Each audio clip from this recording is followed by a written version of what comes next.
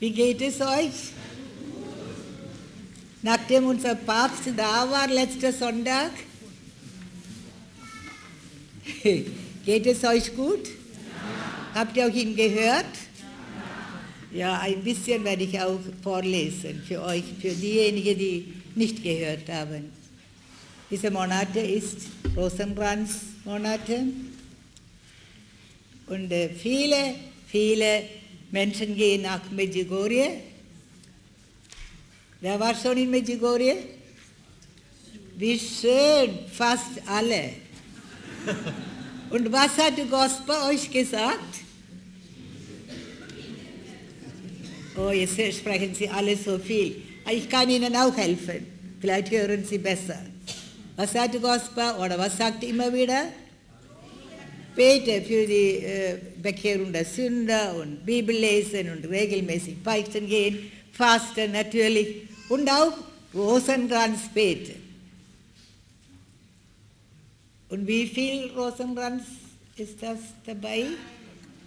Ein Mann sagt, ein älterer, er sagt 3. Er betet jeden Tag, sicher 3. Und wer betet noch mehr? Mehr als 3? Ich meine, von der Kirche aus angegeben ist, das sind 4 Rosenkränze.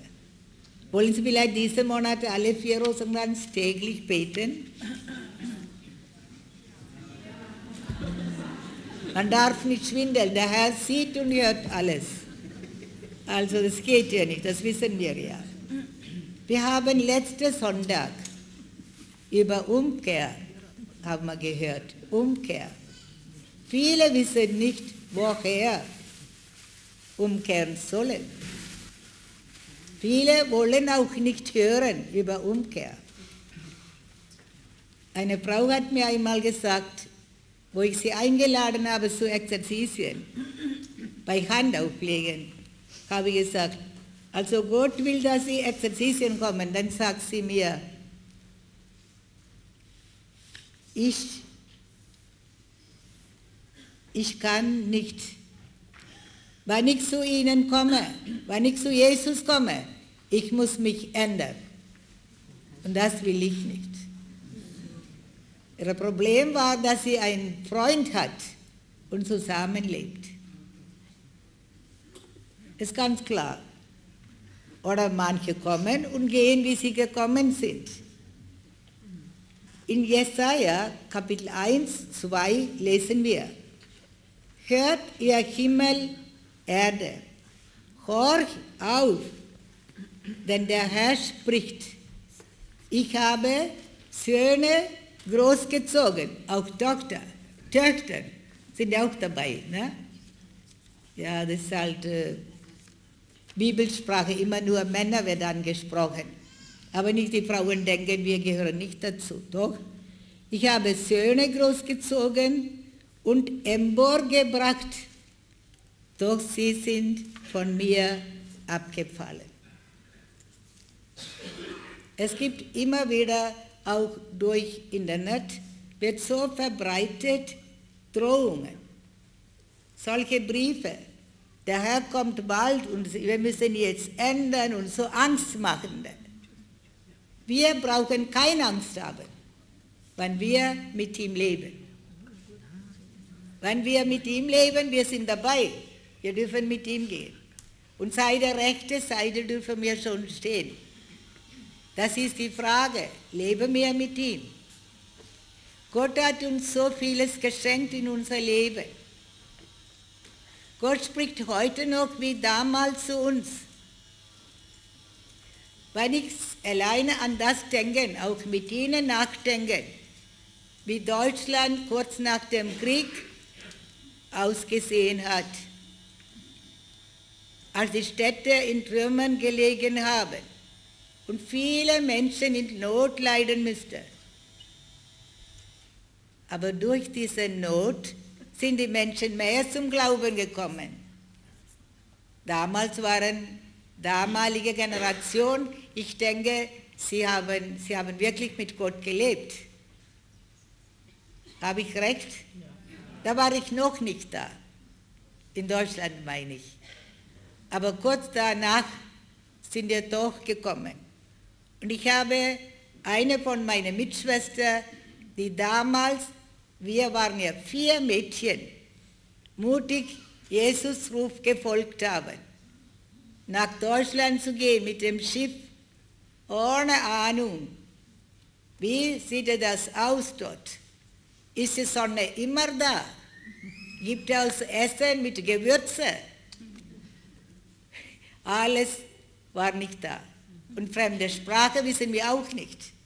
Und davon ist ein Mädchen davon, die mit mir war. Das ist die Schwester Freddy. Sie ist heute da.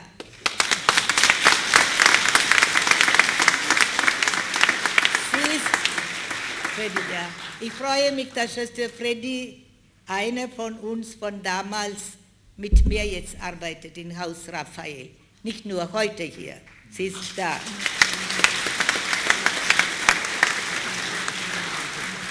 Sie ist nur nach Indien zurück, weil wir eine Station aufgemacht haben in Indien.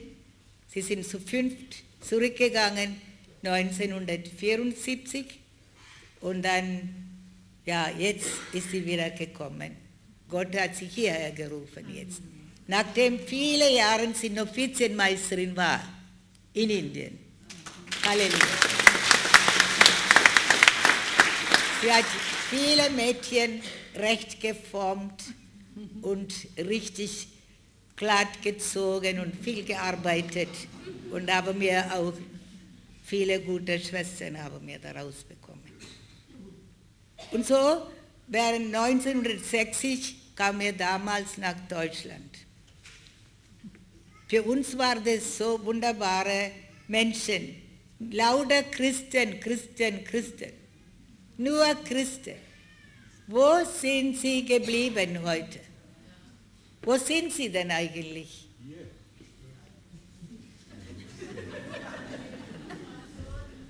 Bad Soden. Halleluja, Halleluja. Nicht nur Bad Soden. Wir sehen immer wieder, treffen wir Menschen, wenn wir irgendwo eine Kongress sind, eine Konferenz sind, zum Beispiel in Karlsruhe, viele Menschen sprechen uns an. Hallo, Schwester Margarita, ich war vor 15 Jahren bei Ihnen bei einer Exerzitien und ich lebe mit Gott und das gibt uns so viel Kraft und Mut. Ein älterer Mann war letzte Woche, ja, was haben wir heute, Sonntag, bis Freitag waren wir in Österreich. Muss ich immer wieder nachdenken. Vorher waren wir in Slowenien und das geht immer weiter. Also jetzt sind wir da für ein paar Tage. Und was ich sagen wollte, da war ein Mann und ich habe keine Zeit gehabt für Gespräche zu geben, weil ich war alleine, ich musste alle Vorträge halten und alles. Auch also sozusagen kein Priester war das, Vortrag zu halten. Und dann habe ich gedacht, ja, einer ist da, für Gespräche zu geben. Ich brauche nichts kümmern, aber es waren so viele, die Gespräche haben wollten. Dann habe ich ein bisschen Zeit gehabt, dann habe ich gesagt, gehen Sie mit mir, ich habe ein bisschen Zeit. Vielleicht so 78, 80-jähriger Mann mit seiner Frau war da. Und dann, wo er bei mir gesessen war, hat er Tränen gehabt. Er hat gesagt, ich habe gebetet. Ich wollte wenigstens Ihnen Hand geben und sagen, wie durch Sie Gott mich ganz neu geformt hat. Nicht nur ich, auch meine Frau, meine Schwägerin. Eine Schwägerin hat er von Schweiz noch dazu gebracht. Das war 1996. Was wissen wir alles, was Gott macht? Und wir freuen uns. Er hat gesagt, er hat sein ganzes Leben geändert. Seit 96. Hat im Krieg sein Bein verloren. Er war ein bisschen nicht so mit Gott, ist er zurechtgekommen. Nachdem das alles war. Und dann sagt er mit Tränen, mit Freudetränen, ich möchte Ihnen das sagen, Ihnen mitteilen. Halleluja. Halleluja. Und so gibt es viele Christen irgendwo. Halleluja. Halleluja. Und jetzt wollen wir noch einmal nachdenken, damals. Sie sind alle zur Kirche gerannt, damals. Während dem Krieg und nach dem Krieg, sie haben verstanden. Ohne Gott können wir nicht mehr sein. Wir müssen noch intensiver beten, haben sie damals gedacht. Einmal während des Irakkrieg, damals, ich war unterwegs mit dem Auto, dann habe ich Radio angemacht, ich wollte Nachrichten hören. Da sagt eine Frau bei Interview, ich war 20 Jahre nicht mehr in der Kirche, aber seit ich über Krieg höre, jetzt habe ich Angst, Krieg kommt zu uns. Nein, ich bete jetzt. 20 Jahre von Kirche weggeblieben. Müssen wir warten, bis Krieg kommt, dass wir Kirche gehen und beten beginnen? Aber die Leute, die das alles hören sollten, sind nicht gekommen. Sind nicht hier heute. Also, damals haben sie viel gearbeitet, schwer gearbeitet. Und sie waren damals sehr, sehr fleißiges Volk. Sind sie heute auch noch so? Wir sagen nichts, nur denken, nur denken. Aber was ist wichtig? Wichtig ist, dass wir mit Gott leben. Alles wurde durch Gottes Gnade aber damals geschenkt worden. Er hat uns wieder emporgebracht, was alles Boden gelegen war. Und doch, inzwischen, was ist geschehen? Dann haben viele Menschen vor lauter Wohlstand unser Gott vergessen. Und das ist jetziger Zustand. Habe ich recht? Das ist jetziger Zustand. Und sie haben Angst, wenn sie irgendwas so hören. Bald kommt der Herr, hört man immer wieder. Da haben sie Angst. Ja, weil sie nicht mit ihm leben. Jesus sagt auch heute noch zu uns, ich habe Kinder großgezogen und emporgebracht, doch sie sind von mir abgefallen. Weiter lesen wir im Vers 3, der Ochse kennt seinen Besitzer und der Esel die Krippe seines Herrn. Israel aber hat keine Erkenntnis. Mein Volk hat keine Einsicht. Die Tiere wissen, wer wirklich der Chef ist, der Besitzer ist. Ochse kennt seinen Besitzer. Kennen wir unseren Besitzer? Ja, sicher. Das ist noch fraglich bei manchen. Ja? Ja. Halleluja. Halleluja. Und? Sprechen wir mit ihm? Ja. Schön. Ich sage ja, die sind alle ganz gute Menschen. Aber diejenigen, die das hören sollten, sind sie nicht gekommen. Was Gott hier sagt, trifft genau auf die Menschen von heute zu. Sie wissen nicht mehr, wer wahrer Gott ist. Und sie laufen allen anderen Göttern nach. So wie wir Vers 4 weiterlesen.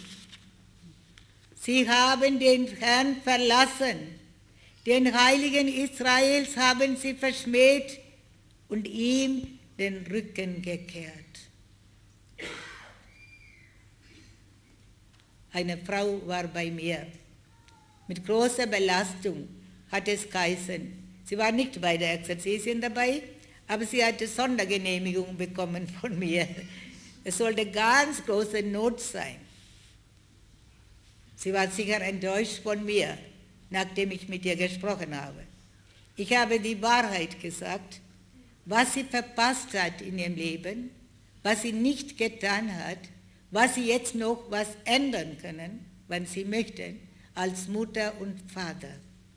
Sie erzählte mir so, ich bin total am Ende, Schwester. Ich habe einen 18-jährigen Sohn. Er schreit immer mit uns, mit meinem Mann und mit mir.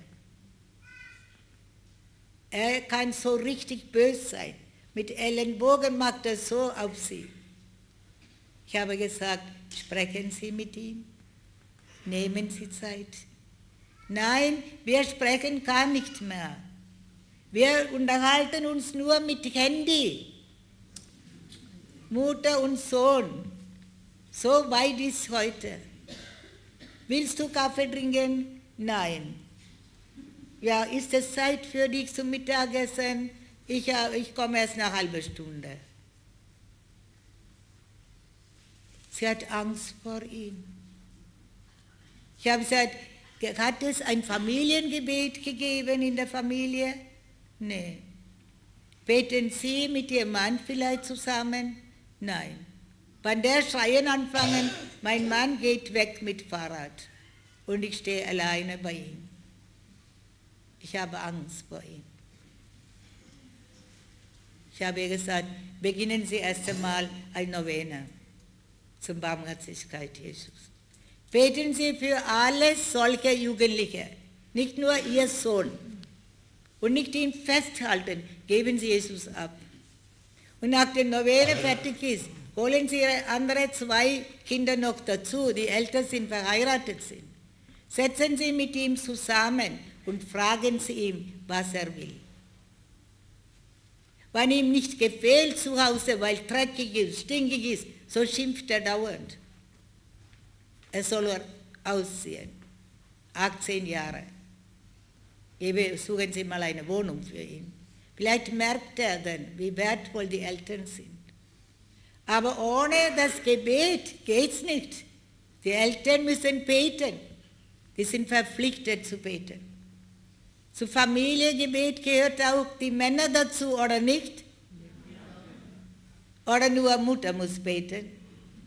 Die Frau hat mir leid getan. Sie war sehr müde und traurig. Ich konnte ihr mehr nicht sagen, als dass wir hier beten für ihn und für die Familie. Ja, wie viele solche Kinder gibt es? Eltern sind traurig immer, wenn sie nicht mit Gott leben, die Kinder. Aber was machen sie selber? Sie haben keine Zeit zum Beten. Wir haben alle 24 Stunden Zeit, oder? Manche haben vielleicht nur 21, ich weiß nicht.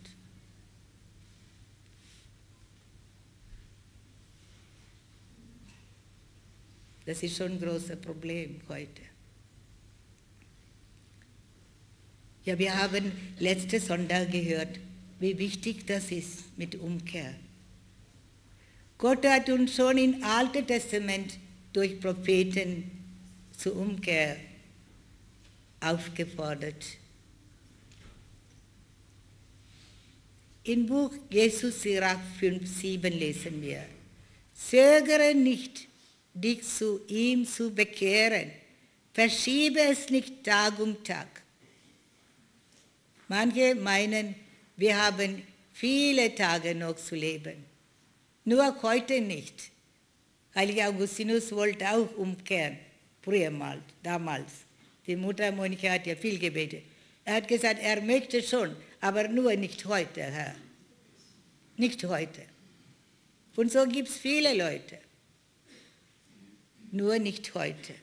Aber der Herr sagt, du sollst dich nicht zögern, sollst zu ihm bekehren. Verschiebe es nicht Tag um Tag.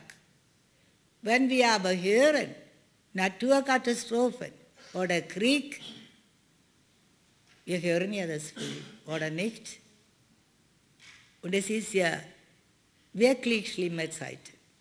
Auch mit Geld und mit was weiß ich alles. So wie heute, vielleicht könnt ihr nicht erinnern, oder? In eigener Kirche, eigene Familie, unter eigenen Geschwistern, nur Krieg und Krieg und Krieg. Ein Priester, ein guter Priester in Österreich, die Leute haben mir das erzählt, er hält eucharistische Anbetung in der Kirche, jeden Tag. Er betet, er möchte, dass Leute Rosenkranz beten. Jetzt haben sie alle gegen ihn Briefe geschrieben an Bürgermeister. Bürgermeister war sofort einverstanden, weil er auch von anderer Seite ist. Jetzt ständig in der Zeitung über einen Priester, ein guter Priester aus Polen. Alles, was schlecht ist, gekommen. Und was ist geschehen? Er muss weg. Oder ist er schon weg? Alles, was gut ist, wird nicht anerkannt. Der andere hat keine Ruhe, diese Firma. Ihr wisst, welche Firma das ist. Die sind sehr aktiv. Aber wir, die wir Gott erfahren haben, dürfen wir nicht runterziehen lassen uns. Wir müssen beim wahren Gott bleiben. Wir dürfen nicht weglaufen und sagen, ich kenne diesen Gott nicht. Oder er ist so streng. Und manche Leute erzählen, weil die Priester so leben, warum sollen wir in die Kirche gehen? Ich will lieber aus der Kirche austreten.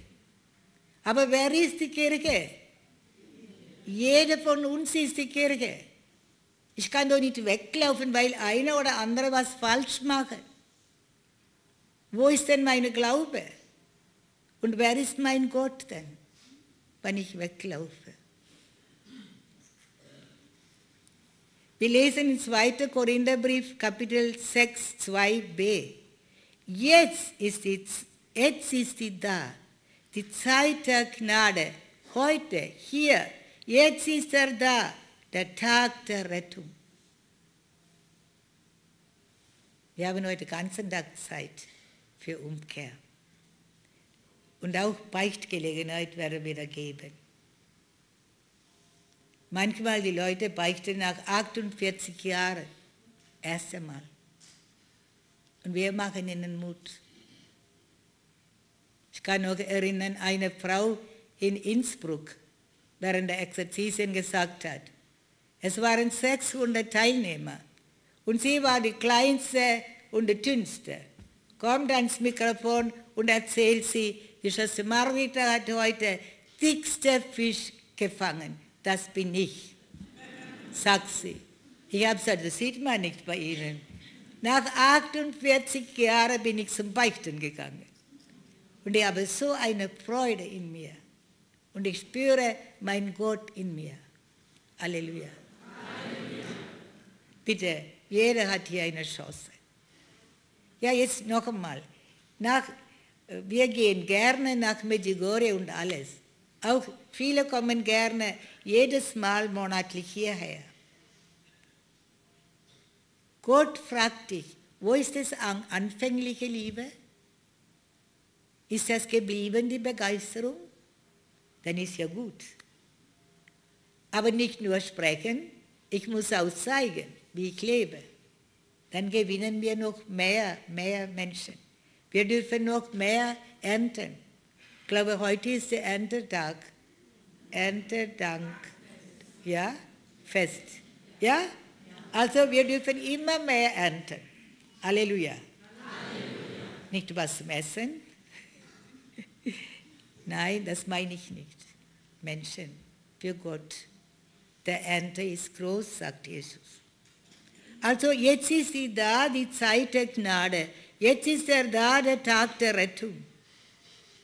Diese Gnade wollen wir heute für uns selbst erfahren. Wir lesen in Markus Evangelium, wie Jesus mit seiner Verkündigung begonnen hat damals. Das Reich Gottes ist nahe. Kehrt um und glaubt an das Evangelium, sagt der Herr. Wir sollen das Evangelium glauben. Aber wenn wir nicht lesen, wissen wir nicht viel davon, was wir glauben sollen. Ist das nicht so? Aber ich weiß, alle, die bei uns waren, sie lesen täglich Heiligen Schrift. Ist jemand hier, wo nicht täglich Bibel lesen? Doch, gibt es welche. Kommen Sie ab morgen zu uns. Wir haben eine Exerzitien ab morgen bis Freitag. Wir werden Ihnen Geschmack machen für das Wort Gottes. Wollen Sie? Ja. Ein Ehepaar war letzten August bei uns. Vielleicht sind Sie da, die ein Zeugnis geschrieben hat von Fulda. Sie sind noch nicht da. Kann ja sein, dass Sie kommen noch. Er hat geschrieben sein Zeugnis. Er hat sogar an Bischof geschrieben, dieses Zeugnis. Und eine Kopie mit uns gegeben. Sie haben noch nie sowas erlebt in ihr Leben, was in 4 Tagen in Haus Raphael erlebt haben. Sie sind dankbar in diesem Alter, dass sie Gott diese Weise kennengelernt haben. Ist das nicht wunderschön, wie Gott das macht? Wir haben damit wirklich nicht viel zu tun. Wir müssen nur hinstehen, der Herr macht alles. Er nimmt alles in seine Hand. Aber ich muss ihn abgeben, die Menschen, aus schwierigen Fällen. Aber von diesem Ehepaar habe ich nie so etwas gedacht, dass sie solche Erfahrungen gemacht haben. Das Reich Gottes ist nahe, kehrt um und glaubt an das Evangelium. Und er sagt heute noch, ja, was sollen wir verzichten? Wie sollen wir ein neues Leben beginnen? Was müssen wir in uns ändern? Was mache ich falsch? Nicht, was der andere falsch macht. Nicht, was der Ehemann falsch macht, ist für mich wichtig für Umkehr. Als Ehefrau, was mache ich falsch? Auch umgekehrt. Ist das nicht so? Aber viele Leute suchen Fehler beim anderen. Da kann man gar nichts ändern, aber bei Mitschwestern nicht.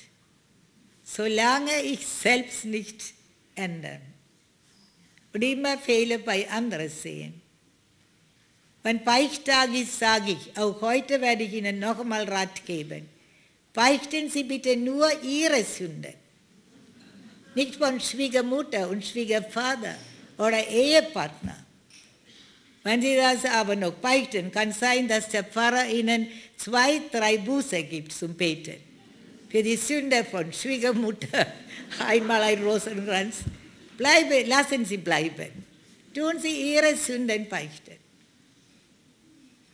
Alles klar. Manche denken, das haben wir nicht gewusst. Ach so, da kann man doch unsere Sünde beichten und kürzer machen, die Sache. Also, seit ich das mir nachgedacht habe, ich werde auch keine Sünde mehr beichten von meinen Mitschwestern. Habe ich auch nicht gebeichtet.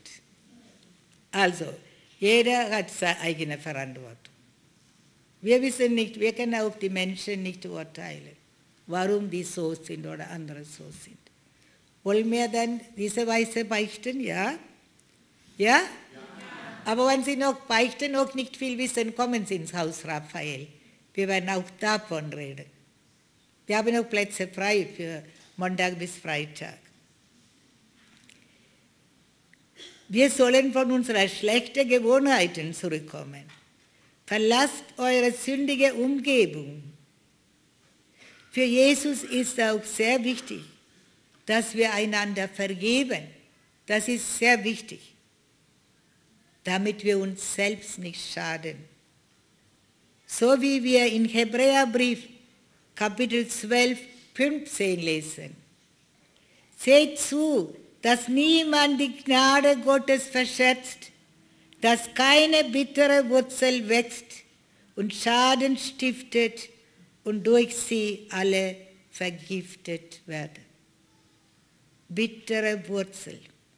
Das geht in der Tiefe rein. Und wir wissen nicht, warum wir im Leben so unglücklich sind oder warum wir so benehmen. Immer so streitsüchtig vielleicht. Weil das alles da drin versteckt ist und meinen, wir haben schon vergeben. Ich habe bei einer Exerzitien eine Frau gesehen, auffallend, sehr traurig, verbittertes Gesicht, groß und stark und breit, alles noch dabei. Bei der ersten Heiligen Messe abends, bei der Wandlung war sie sofort gelegen. Und ich kenne ja meine Leute. Da muss ich nicht schnell rennen. Da weiß sie, dass kein Schlaganfall ist und auch kein Herzinfarkt. Natürlich, die Menschen gucken mich an, warum ich nicht renne. Ich will damit nicht gestört werden. Es ist Wandlung, ne? Ich kann für sie beten in der Stille, aber ich muss nicht hinrennen. Solange sie liegt, ist ja in Ordnung. Aber ich habe auch gedacht, ach Gott, muss sie jetzt unbedingt mich stören, so, diese Weise. Und eine Frau war noch beleidigt, weil ich nicht gleich hingerannt bin, weil sie mich nicht gekannt hat. Und hat sie noch mir aus dieser Weise auch angesprochen. Und nächsten Tag hat sie wieder entschuldigt. Das war Unrecht von ihr. Den nächsten Tag bei Lobpreis war sie wieder gelegen. Aber das ist nichts zum Lachen. Sehr ernst. Und schlimm genug für solche Menschen. Bei Sprachengebet noch einmal Gleiche. Ich habe dann gesehen, sie muss bald ein Gespräch haben. Aber sie hat gesagt, sie will kein Gespräch. So richtig dickköpfig. Sie braucht keine Hilfe. Dann bin ich zu ihr. Ich habe gesagt, ich habe keine Gespräche, aber ich nehme für Sie Zeit. Gehen Sie doch mit mir. Und so halb Jahr und so weiter ist sie doch gekommen. Aber wo ich ihre Geschichte gehört habe, sie hat noch nicht geweint, weinen angefangen. Vorher habe ich weinen angefangen. Ich habe im Herzen danken müssen, wo ich aufwachsen dürfte. Welche Eltern da von Gott, welche gute Eltern wir bekommen haben. Und wie war diese Frau für sie als Kind? Sie erzählte mir, der Vater war immer ein Alkoholiker, seit sie erinnern kann. Und was sie jetzt noch ein Wut bekommt in ihrem Herzen, das ist eine Erfahrung, wo sie 7 Jahre alt war. Der Mann, der Vater ist heimgekommen, Mutter so lange geschlagen, weiß sein von ihr, dass sie bewusstlos war. Und sie hat nur noch leise Mama gerufen und geweint. Sie konnte auch nicht mehr weinen. Könnt ihr vorstellen, ein Zustand von einem Mensch, ein Kind? Und das wächst so in dieses drin. Und wie soll sie besser aussehen, als was sie jetzt aussieht? Sie hat gesagt, ich kann nicht vergeben, Schwester Margareta, ich kann nicht vergeben. Ich habe versucht, beim Vergebungsgebet zu vergeben, aber ich konnte nicht. Ein bisschen konnte ich, aber ich kann nicht. Am liebsten wollte ich ersten Tag schon heimgehen. Ich habe dann vorher, bevor ich da mit der Frau gesprochen habe, ich habe gefragt, ist jemand unter uns, die sagen, vielleicht oder behaupten, Gott liebt sie nicht? Ich habe genau gewusst. Dann haben die 2 gemeldet, die solche Gesichtsausdruck gehabt haben. Nein, Gott ist für mich, ist keine Liebe. Mehr haben sie beide nicht gesagt. Und das war eine davon, diese große, starke Frau. Vielleicht 32, 34. Sie hat erzählt dann. Und dann muss ich heute leben. Alle Eltern sind gestorben und ich habe noch einen Sohn, der alles selber macht wie mein Vater. Nur noch Alkohol. Ist Gott schuld? Schon Vorfahren her. Es geht weiter. Wenn wir nicht für Vorfahren beten und nicht die Heilige Messe lesen lassen, nicht für Barmherzigkeit beten, für Vorfahren, dann werden unsere Kinder auch weitermachen. Das Gleiche, was der Vater macht, was Opa gemacht hat oder Cousin gemacht hat. Und Reihe nach, das sind Serienalkoholiker in der Familie. Es gibt da hinten ein Heft, ein kleines Buch, Botschaft der Erlösung heißt es. In deutscher Sprache, Seite 13, steht geschrieben ein Gebet für Vorfahren. Wir beten täglich 3-mal. Und es gibt auch in kroatischer Sprache, und da ist Seite 21 steht das Gebet geschrieben. Es gibt auch Slowenisch und Englisch und viele Sprachen auf der Welt, aber jetzt, wir haben nur die 2 Sprachen hier. Auch Französisch. Wenn jemand möchte. Ist das nicht schrecklich für diese Frau, die unter Selbstmord lebt sie, Selbstmordgedanken. Und einmal, während ich gebetet habe, privat, sie hat angefangen weinen und weinen. Letzter Tag hat sie Zeugnis gegeben. Ich habe meinem Vater vergeben. Ich habe nicht gewusst, dass so eine Freude in mir sein kann.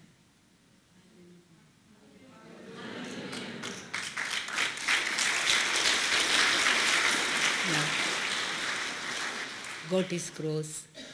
Ich habe auch in meinem Vortrag gefragt, und ich frage auch jetzt, lieben Sie Ihr Gegner so sehr, dass Sie ihm nicht vergeben und Sie zerstören Ihr ganzes Leben, indem Sie nicht vergeben. Versteht ihr mich? Ist das nicht so? Und diese Frage war für sie treffend. Sie hat nachher erzählt, Sie haben recht. Ich habe ganzes Leben ruiniert. Ich wollte von Männern nicht wissen. Und ich habe niemanden mögen in mein Leben. Nur noch Krieg in mir, egal wo ich bin. Überlegen Sie sich noch einmal. Vielleicht wollen Sie heute noch vergeben, die noch nicht vergeben haben sollten.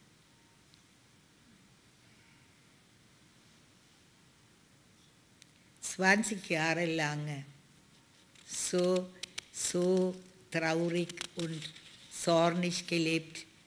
Und ihre Freundin hat sie mitgebracht.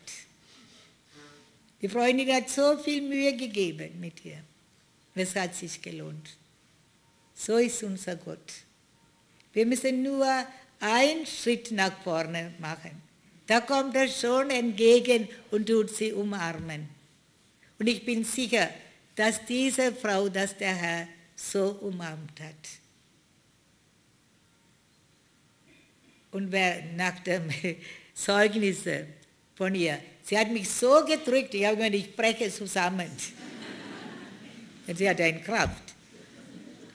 Aber ausnahmsweise habe ich das zugelassen. Nicht, dass Sie denken, das dürfen Sie hier.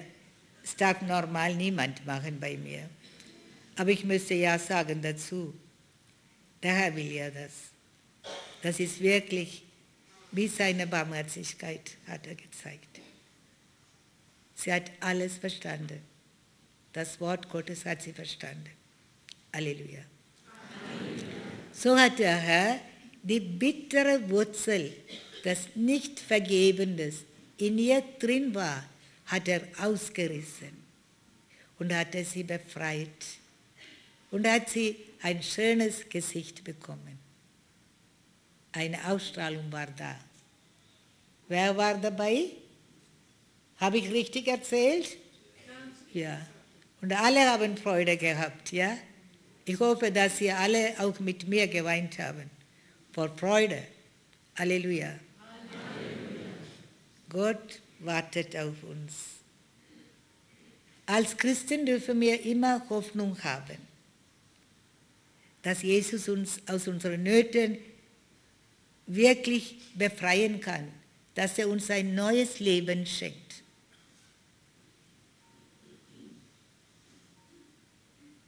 Eigentlich, was ist schlimmere Sachen in unserem Leben? Was ist das Schlimmste? Schlimmste ist nicht die Sünde, dass wir in Sünde sündigen.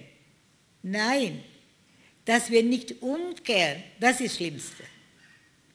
Dass wir nicht einsehen, dass notwendig ist in meinem Leben eine Umkehr. Auch von kleinen Sünden.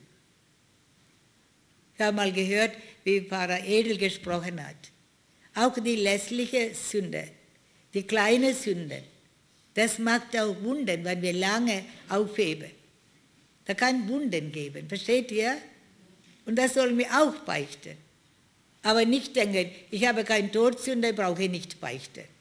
Und ein ganzes Jahr nicht beichten, weil ich keine Todsünde habe. Da immer dreckig, immer mehr Dreck drin. Lauter kleine Sünde. Voll Staub und Stein und Dreck. Und deshalb ist sehr wichtig, ich hoffe, dass Sie auch jeden Tag sich waschen oder duschen, oder? Brauchen Sie nicht Ja sagen oder Nein. Aber es gehört sich zum Leben. Und wie mag da drin aussehen? Noch schlimmer ist der Heilige Geist, Tempel des Heiligen Geistes. Vielleicht kann der Heilige Geist da drin nicht aushalten.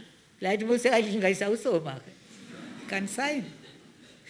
Furchtbar, wenn ich denke, in so ein Loch aushalten muss.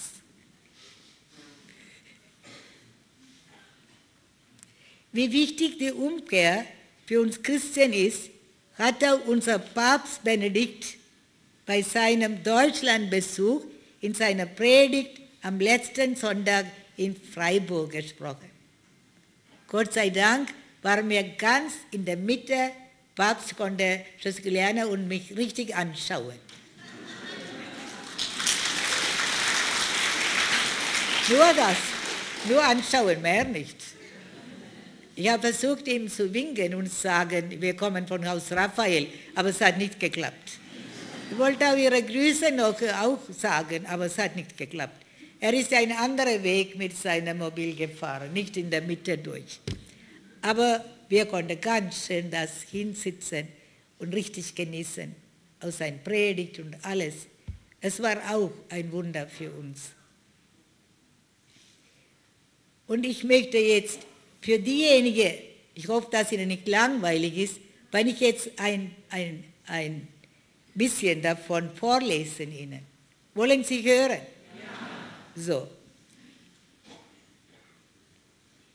Also, liebe Freunde, die Erneuerung der Kirche kann letztlich nur durch die Bereitschaft zur Umkehr und durch einen erneuerten Glauben kommen. Also nur durch Umkehr. Natürlich Umkehr, sagen wir alle, aber nur die anderen, ich nicht. Und da ist der Fehler. Jemand hat zu Mutter Teresa gefragt, wie können wir Welt ändern? Du und ich, wir müssen umkehren. Und das kann man immer sagen, du und ich. Also das hat der Papst jetzt nicht gesagt, ich lese weiter, ich will durchlesen. Im Evangelium dieses Sonntags ist von 2 Söhnen die Rede, hinter denen geheimnisvoll aber noch ein 3. Sohn steht. Der erste Sohn sagt ja, tut aber das ihm Aufgetragene nicht. Der 2. Sohn sagt nein, erfüllt jedoch den Willen des Vaters. Das kennen wir alle, dieses Evangelium. Der 3. Sohn sagt ja und tut auch, was ihm aufgetragen wird. Dieser 3. Sohn ist Gottes eingeborener Sohn, Jesus Christus, der uns alle hier zusammengeführt hat. Jesus sprach bei seinem Eintritt in die Welt, ja, ich komme, um deinen Willen, Gott, zu tun. Hebräerbrief 10,7. Dieses Ja hat Jesus nicht nur gesagt, sondern getan. Es heißt im Christus-Hymnus aus der 2. Lesung, er war Gott, gleich hielt er aber nicht daran fest, wie Gott zu sein, sondern entäußerte sich und wurde wie ein Sklave und den Menschen gleich. Sein Leben war das eines Menschen. Er erniedrigte sich und war gehorsam bis zum Tod am Kreuz. So lesen wir Philipperbrief, Kapitel 2, 6 bis 8. In Demut und Gehorsam hat Jesus den Willen des Vaters erfüllt. Ist er für seine Brüder und Schwestern, für uns am Kreuz gestorben, hat uns von unserem Hochmut und Eigensinn erlöst. Danken wir ihm für seine Hingabe. Beugen wir die Knie vor seinem Namen und bekennen wir mit den Jüngern der ersten Generation, Jesus Christus ist der Herr, zur Ehre Gottes des Vaters. Philipperbrief 2,10. Wie Christus ganz dem Vater verbunden und gehorsam war, so sollen seine Jünger Gott gehorchen und untereinander eines Sinnes sein. Mit der Mahnung zur Einheit verbindet Paulus den Ruf zum Demut. Tut nichts aus Ehrgeiz und nichts aus Prahlerei, sondern in Demut schätze einer den anderen höher ein als sich selbst. Jeder achte nicht nur auf das eigene Wohl, sondern auch auf das der anderen. Christliche Existenz ist Pro-Existenz. Dasein für den anderen, demütiger Einsatz für den Nächsten und für das Gemeinwohl. Liebe Gläubige, Demut ist eine Tugend, die in der Welt von heute und überhaupt in der Welt zu allen Zeiten nicht hoch im Kurs steht. Demütige Menschen stehen mit beiden Beinen auf der Erde. Vor allem aber hören sie auf Christus, auf Gottes Wort, das die Kirche und jedes Glied in ihr unaufhörlich erneuert. Bitten wir Gott um den Mut und um die Demut, den Weg des Glaubens zu gehen, aus dem Reichtum sein Erbarmens zu schöpfen und den Blick unablässig auf Christus gerichtet zu halten, auf das Wort, das alles neu macht, das für uns der Weg und die Wahrheit und das Leben. Johannes 14,6. Und unsere Zukunft ist. Amen. Zitat zu Ende. Ist das nicht wunderschön? Wir wollen die Worte unseres Papstes ernst nehmen, dass eine Erneuerung unserer Kirche nur durch Umkehr möglich ist. Viele, die immer wieder hierher kommen, haben diese Erfahrung schon gemacht. Und sie wissen auch, wie wichtig die Umkehr für eine Erneuerung in unser Leben ist. Das wissen wir alle. Ich möchte sagen, wir können Gott nicht dankbar genug sein, dass er uns diesen Papst uns geschenkt hat.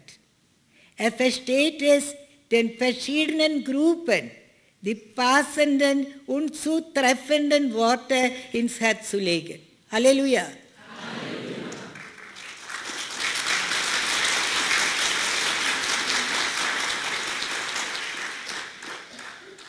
Hier müssen alle Kritiker verstummen.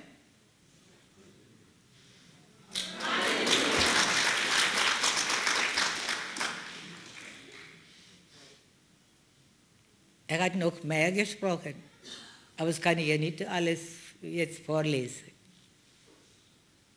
Es ist schön, oder? Sie haben alles gehört gehabt, das, was ich vorgelesen habe? Habt ihr schon gehört? Es schadet uns nicht das zweite Mal, oder? Nein, das tut gut. Es ist wieder was Neues, immer mehr wirken lassen uns. Und was ist wichtig für Umkehr?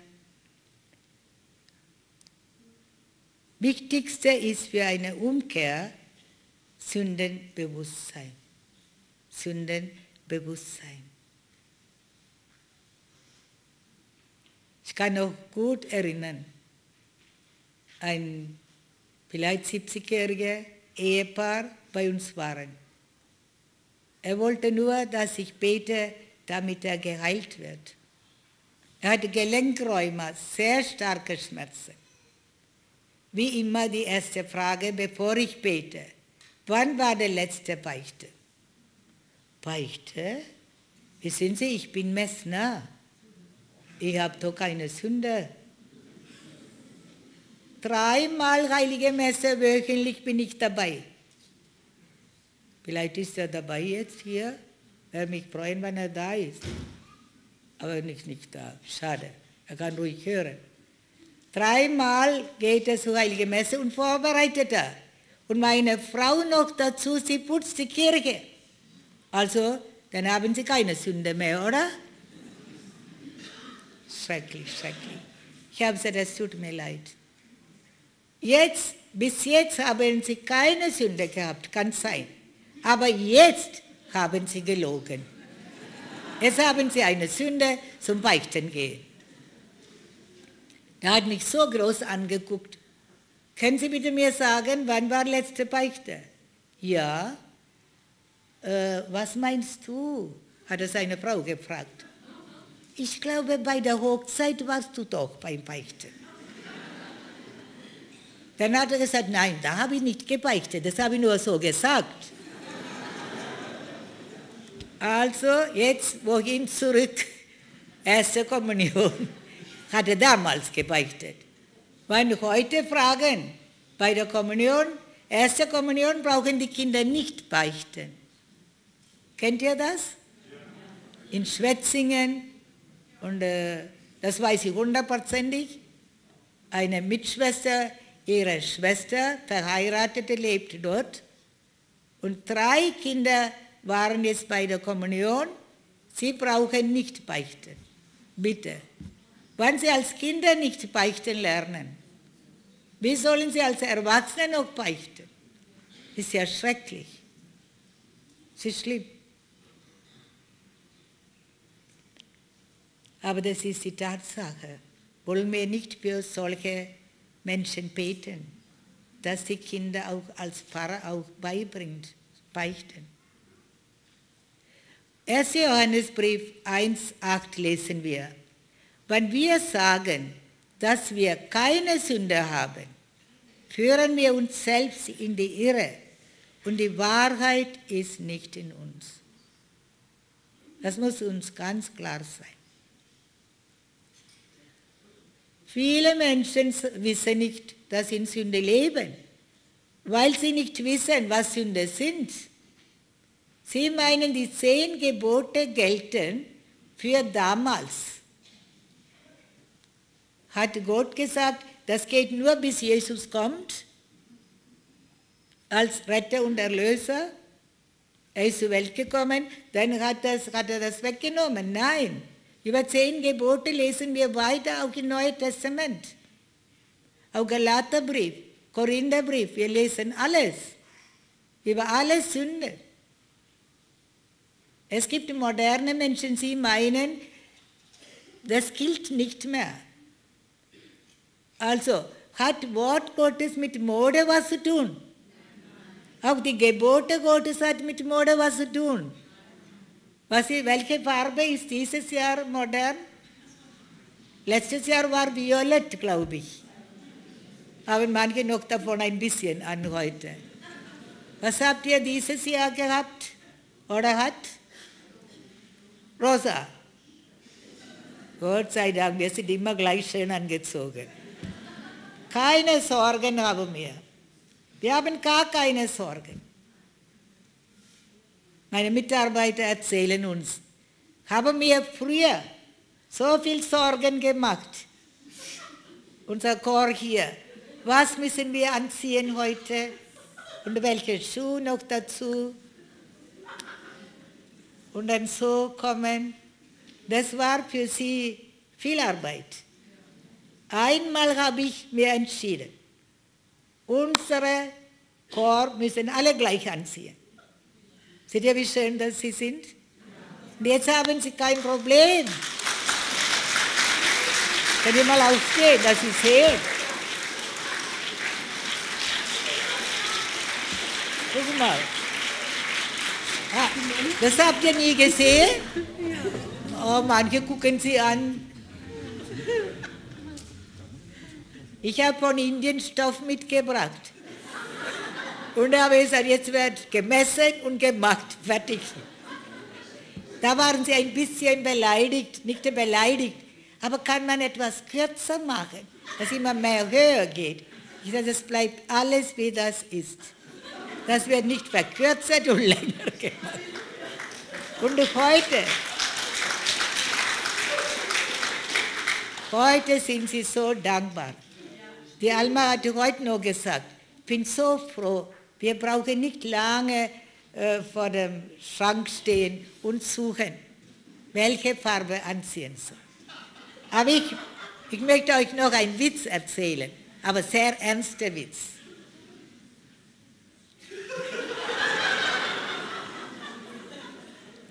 Es war vor 2 Jahren oder 3 Jahren, weiß ich nicht. Bei uns war plötzlich Hochzeit in Haus Raphael. Es war nicht angemeldet, wir haben nicht gewusst. Ein Ehepaar hat angerufen abends vorher, morgen kommen wir zu Ihnen. Wir haben ja Hochzeit bei Ihnen. Dann habe ich gesagt, es ist gut, dass wir jetzt wissen. Ja, es ist nur Heilige Messe und der Pfarrer kommt. Ich habe gesagt, ist recht. Also wer spielt? Und die Lucy war ziemlich neu und sie war froh, dass jemand da wäre zu spielen. Dann habe ich eine von Ihnen eingeladen. Würden Sie bitte kommen? Es ist heute Hochzeit. Sie hat gesagt, ich freue mich, ich komme. Und sie kam. Sie war wirklich wunderschön angezogen. Meine Lieblingsfarbe.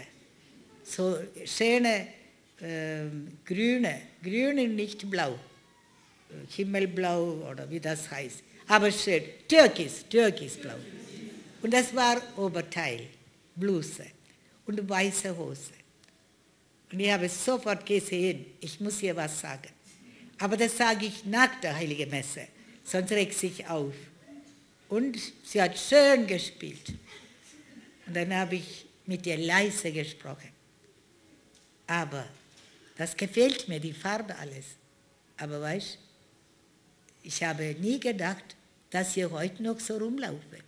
So kurz, diese Bluse. Und natürlich brauche ich nicht viel erzählen. Dann sagt sie mir, ich habe ja nicht gewusst, dass ich heute zu Ihnen komme. Habt ihr gehört? Ihr sollt immer anständig anziehen, wie die Männer zum Sünder führen, so wie in Matthäus Evangelium steht. Wenn ein Mann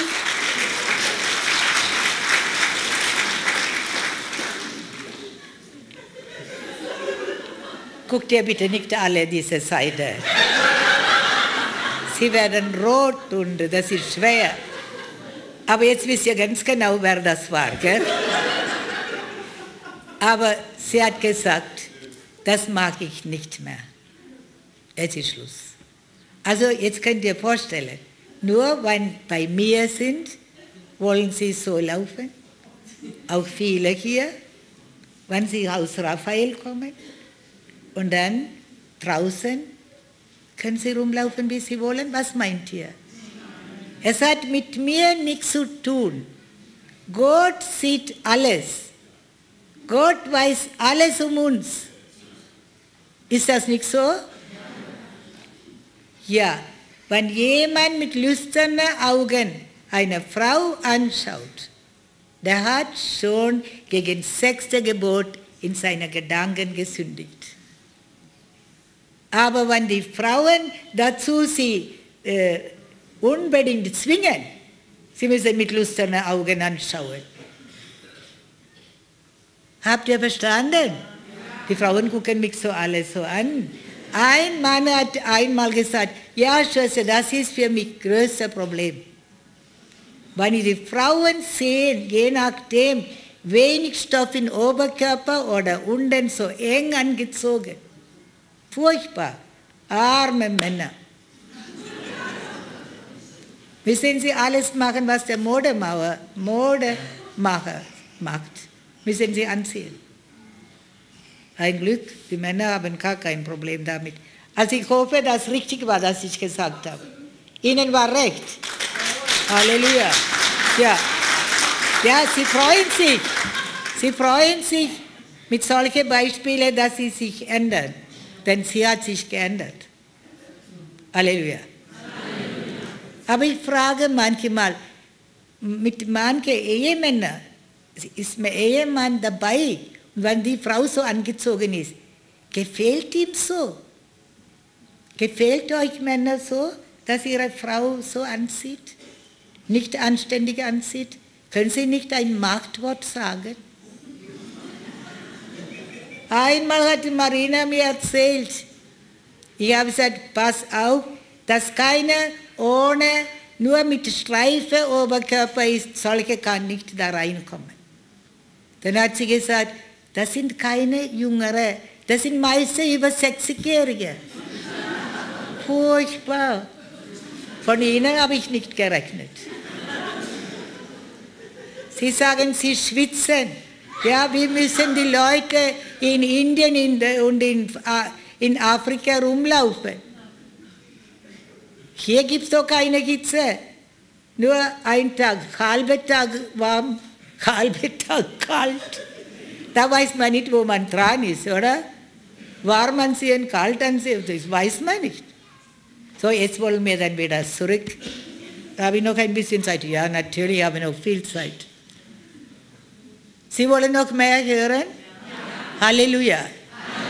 Sind welche enttäuscht und will heimgehen? Will jemand heimgehen, weil sie enttäuscht sind? Nicht, ihr meint jetzt, er will heimgehen, er geht nur so. Er ist nicht das erste Mal da. Nein. Also, allerwichtigste ist Sündenbewusstsein. Also wir wollen immer wieder bewusst werden. Am besten ist es, abends, bevor ins Bett geht, nochmal nachdenken. Was habe ich alles heute angestellt? Wie kann ich mich ändern? Nur so lernen wir. Bei Gott ist wichtig, nicht, dass wir vollkommen sind, dass wir Mühe geben zu ändern. Das ist wichtig für ihn. Ich denke so, weil ich auch nicht vollkommen bin. Ich habe so viele Fehler und Sünder. Apostel Paulus sagt, er ist der erste, größte Sünder. Ich kann auch manchmal so sagen. Immer wieder kommen Probleme auf uns, je nachdem, wie belastete Menschen bei den Exerzitien sind. Wir müssen viel beten für uns selbst. Und ich weiß, dass sie viele für mich beten. Einmal hat Jesus gezeigt, durch einen begnadeten Priester, hat er mir gesagt, Tausende beten für mich. Und deswegen lebe ich. Halleluja.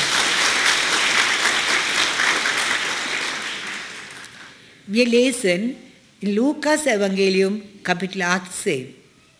Da erzählt Jesus selbst uns Gleichnis über einen Pharisäer und einen Zöllner. Wie hat der Pharisäer gebetet? Er stellt sich hin und sprach leise dieses Gebet. Was hat er gebetet? Gott, ich danke dir, dass ich nicht so wie die anderen Menschen bin. Die Räuber, Betrüger, Ehebrecher oder auch wie dieser Zöllner dort da hinten. Ganz gutes Gebet, gell? Schrecklich, schrecklich. Er sieht nur alle Sünden beim Zöllner und Ehebrecher, vielleicht tut er selber Ehebrechen, weiß man nicht, und Betrüger, Räuber. Ich bin nicht so. Auch nie wieder Zöllner ist. Wir sind auch dazu geneigt zu sagen, habt du gesehen, hat sie wieder das gesagt, hat sie wieder das gemacht oder er hat das gemacht und alles nur darüber sprechen. Und was hast du gemacht? Das wäre gut, wenn jemand auch mich anspricht, während wenn ich spreche, ich meine wir. Wenn wir gegenseitig Schuld geben, dann kann er fragen, und wie bist du denn eigentlich? Das ist doch gut, wenn man das anspricht, oder? Nee, das wollen wir nicht. Was denkt der andere denn? Das ist das Problem für uns. Und er sagt weiter, ich faste 2-mal in der Woche, das ist so viel, gell? Was der Pharisäer macht.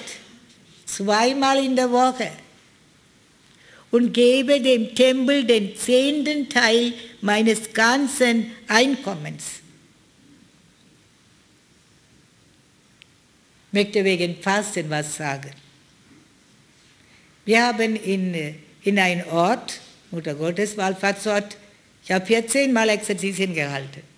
Und die Ordensschwester habe ich immer gesagt, die Leute bekommen Fasttag morgens Brot, Tee und Kaffee, mittags Brot und Tee und Kaffee und abends warmes Essen. Sie war immer einverstanden. Und ein Jahr sagt sie, nein, das ist Margarita, jetzt ist Schluss mit dem Brot und Kaffee und Tee fasten. Ich koche lieber mittags ein Suppe. Dann habe ich gesagt, ja, warum? Wir haben noch nie so viel Brot gebraucht wie Fasttag. Sie fasten mit Brot und ein Brot nach anderem und ich weiß nicht. Ist das Fasten? Ja, Mutter Gottes hat uns gesagt, Brot dürfen wir essen. Also bitte, arme Schwester, sie hat gesagt, ja, so viel Brot haben wir noch nie gebraucht wie Fasttag. Also, jetzt hat sie gesagt, und ich habe gesagt, ja, ist richtig.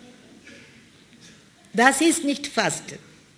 Vielleicht hat der Pharisäer auch so gefastet, ich weiß nicht. Weiß gar nicht. Ja, wie weit haben wir gelesen? Ja. Und er sagt, er gibt am Tempel den 10. Teil meines ganzen Einkommens.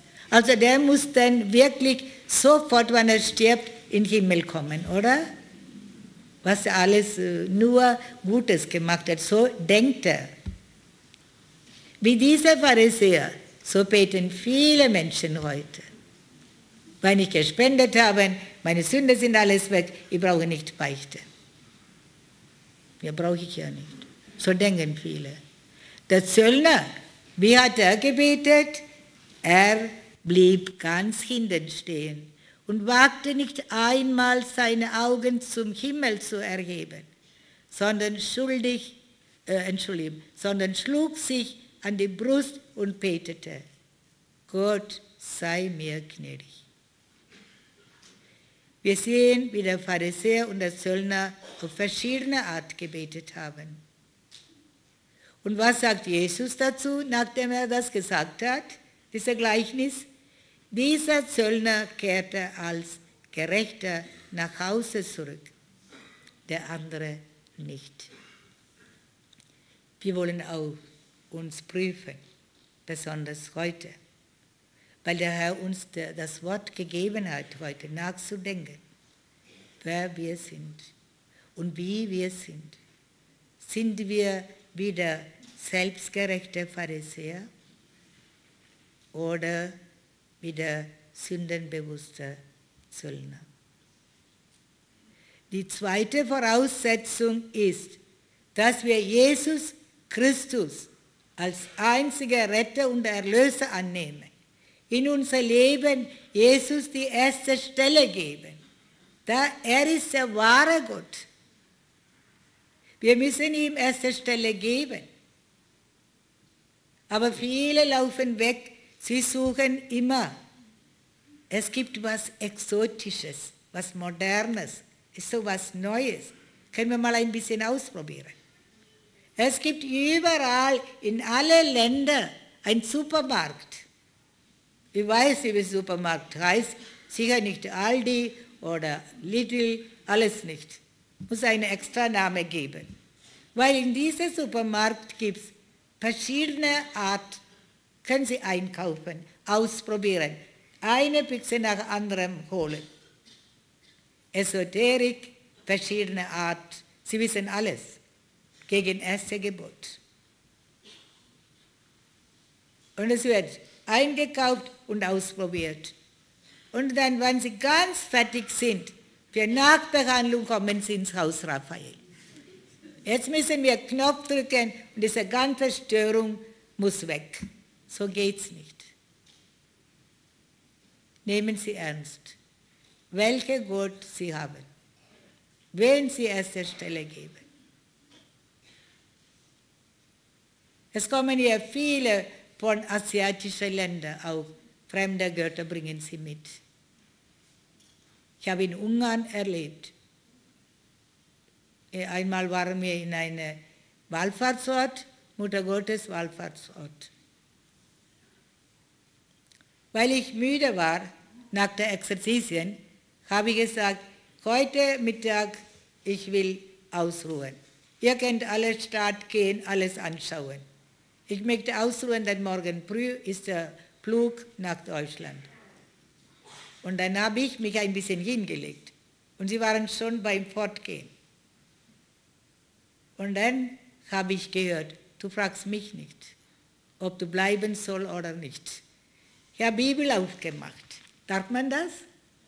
Ich habe gebetet und Jesus gefragt. Dann heißt es ein Wort, geh in die Stadt. Aber ich war schnell aus dem Bett raus, bin ich gerannt. Hallo, halten, habe ich der Pfarrer gesagt, er wollte gerade wegfahren. Ich muss mit. Also die Leute, der meint sicher, die ist nicht normal, oder? Dann müssen sie alle Auto anhalten. Wir sind gegangen in eine Kirche, als Wallfahrtsort. Was war das? Mutter Gottes Wallfahrtsort. Und so viele gestickte Kleider hängen dort. Und immer wieder wird es neu eingekleidet, Mutter Gottes. Ich habe gedacht, das zu sehen, soll ich daherkommen. Braucht doch gar nicht Kleider anschauen, habe ich gedacht. Und dann wird der Herr denken, du wirst noch sehen. Ne? So war das auch. Plötzlich kam ein Bus voll Leute in die Kirche rein. Alle sind ungarische Leute.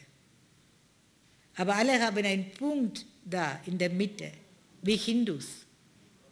Dann habe ich gesagt zu der Übersetzerin, frag mal, was ich jetzt sage. Woher Sie kommen? Sind Sie von Indien? Sind Sie Christen? Warum haben Sie Punkt? Alle haben Punkte. Und viele Bücher noch dabei über Hinduismus. Dann haben sie gesagt, wir waren in einem Hindu-Tempel, in einem Dorf in Ungarn. Und zwar, das ist neu gebaut. Dieses Dorf gibt es 150 Familien, die Hindus geworden sind. Ukrainische Menschen, ungarische. Die sind alle von wahrem Gott weggelaufen. Und welchen Gott ehren sie denn? Es gibt 3000 Götter bei Hindus. Da beginnt schon Schlange, Elefant, Kuh, Ratte, Affe, alles sind Götter. Ist das gleiche Gott wie unser Gott? Die getauften Christen laufen weg. Und ich habe die Leiterin angesprochen. Ich habe in mir gewusst, jetzt musst du reden. Ich habe gesagt, ich komme auch aus Indien. Warum gehen Sie dorthin? Warum gehen Sie in den Tempel und ehren Sie diese Tiere? Habt ihr gehört, warum ich gehen müsste in der Stadt? Ja. Halleluja. Halleluja. So.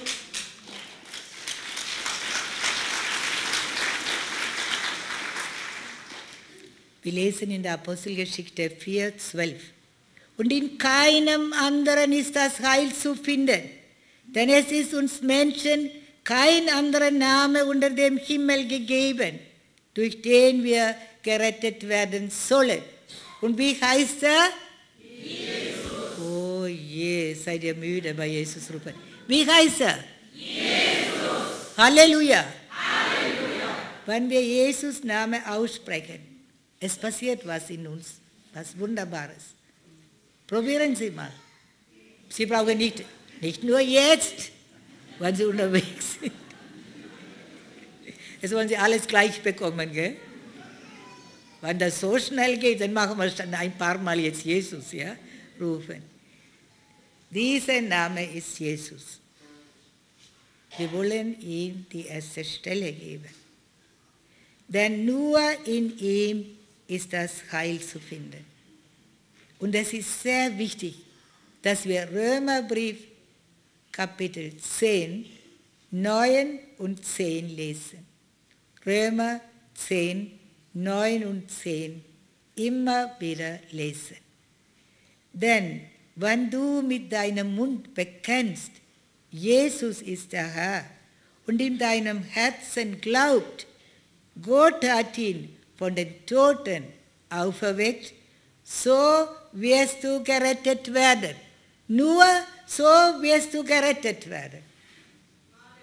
Halleluja. Jesus erste Stelle geben und glauben und auch mit dem Mund bekennen. Wir brauchen doch keine Angst haben. Wir brauchen keine Angst haben vor Menschen.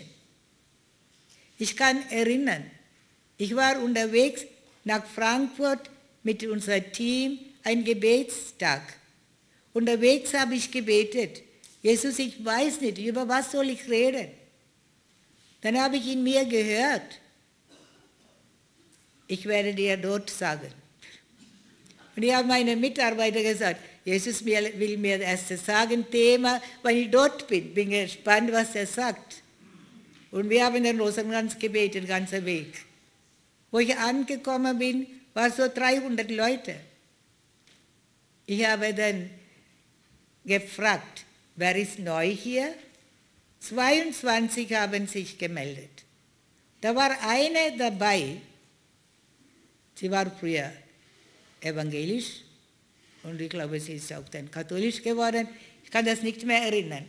Aber hoch tubiert, ihre blonde, gefärbte Haare und rote Lippen und schöne, moderne, alles was, Perlenketten, Echt oder was weiß ich.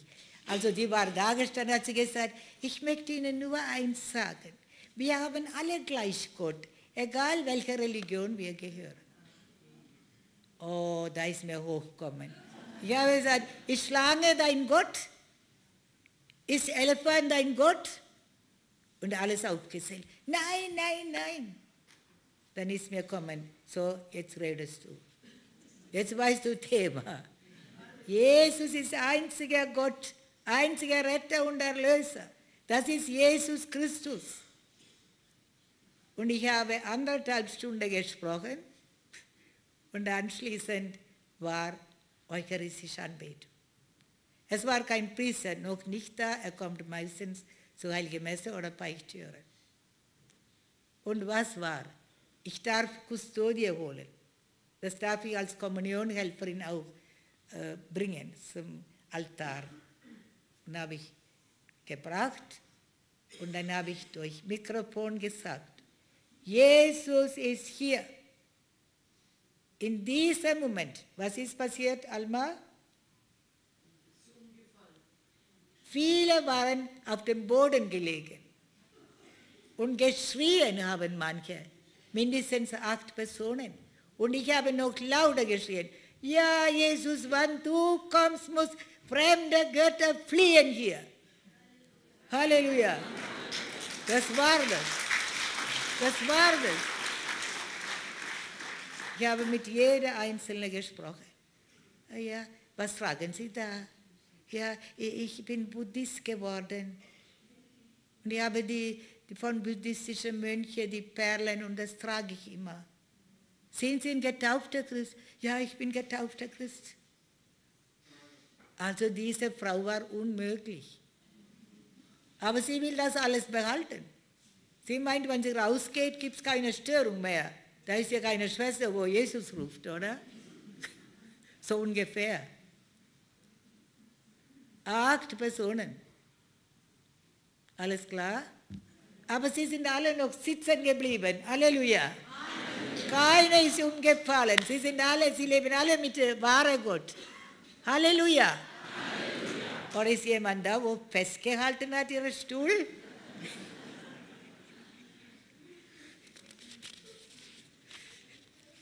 Jetzt werden sie langsam müde, glaube ich. Müssen Sie alle jetzt wieder Kaffee trinken? Ja, Wasser haben wir ja jetzt inzwischen. In Römerbrief 10, 13 lesen wir, denn jeder, der Namen des Herrn anruft, wird gerettet werden. Denn jeder, der den Namen des Herrn anruft, wird gerettet werden. Und was ist denn dritte Voraussetzung für Umkehr? Das ist der feste Entschluss zur Umkehr. Denn Gott spricht durch Propheten Sirach 21, 1-3. Mein Sohn, hast du gesündigt? Tu es nicht wieder und bete wegen deiner früheren Sünden. Fliehe vor der Sünden wie vor der Schlange. Aber Europäer haben keine Angst vor Schlange. Sie haben als Haustier eine Schlange zu Hause. Und eine Frau, die bei mir war zum Beten, ich habe gesagt, wieso sehe ich Schlange? Ja, ich habe 2 Schlangen. Die tue ich immer streicheln. Ich habe gesagt, hoffentlich haben Sie nicht in Ihrer Tasche noch eins. Denn wir wissen, wenn wir in Indien kommen, wie gefährlich Schlange sein kann. Und deswegen verstehen solche Menschen von dieses Wort nicht. Weil hier heißt es, fliehe vor der Sünde, wie vor der Schlange. Sie fliehen ja nicht, sie haben vielleicht noch im Bett Schlange, keine Ahnung. Löwenzähne, kommst du ihr zu nahe, so beißt sie dich. Löwenzähne sind ihre Zähne. Sie rauben den Menschen das Leben. Wie ein zweischneidiges Schwert ist jedes Unrecht. Für die Wunde, die es schlägt, gibt es keine Heilung. Alles klar? So Klartext, gell? Der Herr spricht immer durch Klartext. Alles klar. Wir haben ja auch Heiligen Geist bekommen jetzt bei der Lobpreis und alle haben alles verstanden. Habe ich recht? Ja. Gut. Und deswegen, es ist wichtig, dass wir vornehmen uns, nicht mehr sündigen. Ein Mann, vielleicht war er 40 Jahre alt damals, und das ist geschehen vor vielleicht 18 Jahren bei einer Exerzitien. Ja, ich tue schon 21 Jahre schon Exerzitien organisieren und Zeugnis geben. Schon 21 Jahre. Schnell vorbei. Wie lange ich noch da, weiß ich auch nicht. Aber ich freue mich für jeden Tag, dass ich so machen darf. Und dieser Herr, in Kevlar war das, er war am Schluss noch einmal bei mir nach der Exerzitien. Und er wollte mir sagen, er war in Unzucht gelebt, mit einer Freundin zusammengelebt. Und er sagt, ich habe alles verstanden. Wenn ich jetzt heimkomme, ich habe jetzt entschieden, dass ich von ihr trenne. Dann habe ich gesagt, Halleluja. Und das noch nicht, Sie dürfen noch nicht Halleluja sagen. Und dann sagt er, aber wissen Sie, was ich jetzt mache daheim? Sie darf ab jetzt ein anderes Zimmer schlafen. Und ich schlafe ein anderes Zimmer. Dann habe ich gesagt, die Schlange behalten Sie. Wir wissen nicht, wann eine Schlange kommt zum Beißen. Das hat giftige Zähne. Oder nicht? Sie müssen sündige Umgebung verzichten. Halleluja. Dass man versteht, was ich meine. Wenn ich jetzt Ihnen sage, hier ist Ausgang, gehen Sie lieber hier durch, denn hier dürfen Sie nicht gehen. Da liegt eine Schlange und Sie sagen, vielleicht beißt es mich doch nicht. Ich probiere doch mal. Ist das nicht so, wie der Mann gemeint hat? Also, wenn Sie wirklich ernst nehmen, was der Herr sagt, dann machen Sie ernst und machen Sie bald das. Wenn wir Matthäus Evangelium 3,8 lesen wir, bringt Frucht hervor, die eure Umkehr zeigt. Nur durch Umkehr können wir gute Früchte bringen. Es ist Zeit, dass wir umkehren. Wir lesen weiter in 10, das ist jetzt wichtig für uns. Schon ist die Axt an die Wurzel der Bäume gelegt. Jeder Baum, der keine gute Frucht hervorbringt, wird umgehauen und ins Feuer geworfen. Wird ins Feuer geworfen. Wir haben keine Zeit, in unser Leben zu verlieren. Wir wollen heute noch umkehren. Und das sollte unser fester Entschluss sein. Nur durch die Liebe können wir umkehren. Denn die Quelle der Reue ist die Liebe selbst. Wir lesen in Römerbrief 5,5. Die Hoffnung aber lässt nicht zugrunde gehen, denn die Liebe Gottes ist ausgegossen in unsere Herzen durch den Heiligen Geist, der uns gegeben ist.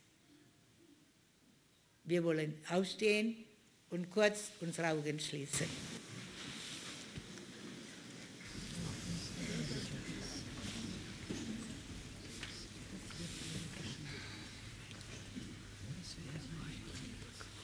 Wir wollen jetzt Jesus vorstellen, der vor uns mit ausgestreckten Händen steht.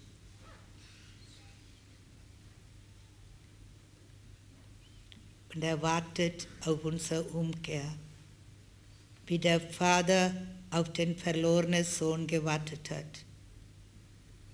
Wir bitten dich, Jesus, für alle Menschen, die nicht wissen, wie wichtig die Umkehr ist, und für die, die noch in der Sünde leben, und für jene Menschen, die umkehren möchten, doch es nicht können, die so gefesselt sind in sich mit schlechten Gewohnheiten, damit sie die Gnade bekommen zur Umkehr.